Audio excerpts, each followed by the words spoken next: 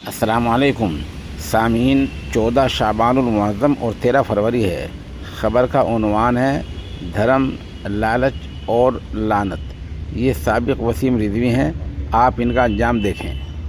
महाकुंभ में मैंने स्नान किया, बड़ी खुशी महसूस की। मैं इस पवित्र भूमि से पूरे देश के मुसलमानों से अनुरोध करता हूँ कि वो सनातन धर्म में घर वापसी के संबंध में विचार करें।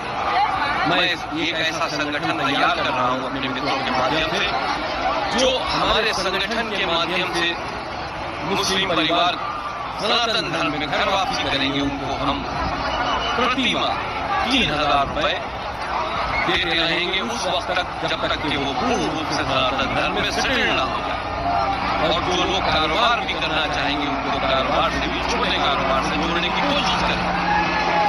लेकिन आपको कट्टरपंथी मानसिकता से बाहर निकलना पड़ेगा, आपको जिहादी मानसिकता से बाहर निकलना पड़ेगा। अपनी खुशी से सनातन धर्म में घर वापसी कीजिए। सनातन धर्म आपका स्वागत है।